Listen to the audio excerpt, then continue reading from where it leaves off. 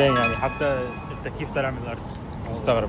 مش كل الناس عارفه ان هنا كانت بدايه القصه اللي خلت الدوحه تبقى بالشكل ده. المكان ده لو تقدروا تعرفوا هو فين في الدوحه، هم فعلا حولوه لتحفه معماريه، تحس كده انت بتتمشى في لوحه. اكتبوا لي في الكومنتات لو عرفتوا المكان ده فين. انا هحاول في الفيديو ده الخص لكم الاماكن اللي انا رحتها في زيارتي لقطر. الصراحه اتوهمت جدا بابراج قطر اللي موجوده في الوسيل، ومع الجو الساحلي الشتوي الدافئ ده تحس ان انت ناقصك حاجه واحده بس، كوبايتين شاي كرك وتقعد تستمتع بالفيو اللي تحسه مش على كوكب الارض، وفجاه تلاقي نفسك في فينيسيا وهو في فلاجيو مول. السقف مرسوم عليه سما واقعيه جدا وقوارب في الميه وشغل عالي. احنا كده مش بالنهار على فكره، احنا كده بالليل. وانا عارف ان انتم ممكن تفتكروني ببالغ، بس والله كانت فعلا متعه حقيقيه ان انت تتمشى بس بالعربيه على كورنيش الدوحه وتشوف ابراج الخليج العربي والبحر مع بعض. والاجمل ان وسط التطور ده كله الاصل لسه موجود هنا في سوق واقف الخيل والجمال، فعليا جزء من روح المكان مش منظر بس. وواحد من الاماكن اللي انا ارتحت لها جدا هو البوكس بارك في مينا الدوحه القديم. هم فعليا حولوا حاويات الشحن المطاعم وكافيهات بالستايل مجنون والوان لذيذه. وهنا برضك كل اللي هتحتاجه كوبايه الكرك وطبق الحلو وتقعد تتفرج على احلى فيو على البحر وتشوف كمان الغروب. وعلى فكره دي اول مره اجي فيها قطر، وانا جيت علشان اشوف البيزنس بتاع الاساس الفندقي والمشاريع، ولكن انا مش بس شفت البيزنس، لا انا شفت شعب مضياف بيحب الغريب وبيحافظ على عاداته وتقاليده. بجد في قطر هتحس ان انت وسط اهلك وناسك، وده كلام ربنا يحاسبني عليه. انا فعلا كنت زعلان جدا وانا سايب البلد وماشي. قطر بجد ابهرتني، نظافه ونظام وفخامه. تفتكروا انهي دوله عربيه تقدر تنافس الجمال ده؟ اكتبوا لي في الكومنتات.